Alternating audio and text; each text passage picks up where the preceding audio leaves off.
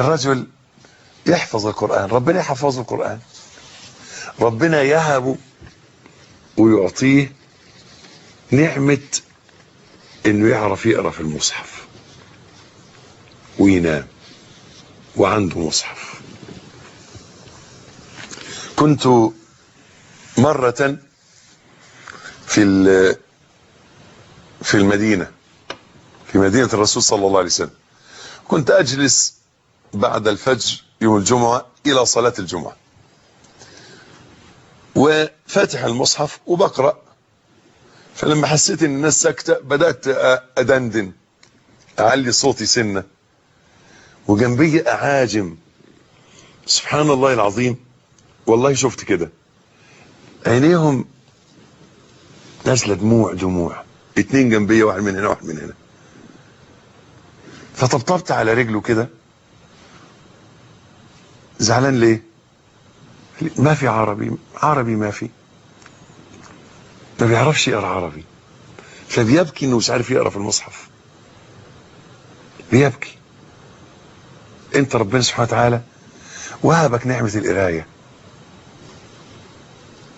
ووهبك نعمة الحفظ، وتنام.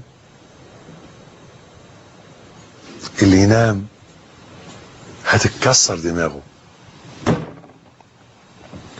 واحد يقول الحمد لله انا مش حافظ حاجة، نقول له طب اذا كان اللي حافظ وبينام بتتكسر دماغه، فما بالك بقى اللي مش حافظ وبينام؟ دول غلطتين. وينام عن الصلاة المكتوبة، صلاة الصبح اللي المساجد بتخلو فيها من الناس، صلاة الظهر اللي ضيعة في الشغل، صلاة العصر اللي ضيعة في الطريق. وينام عن الصلاة المكتوبة، هتدغدغ دماغك.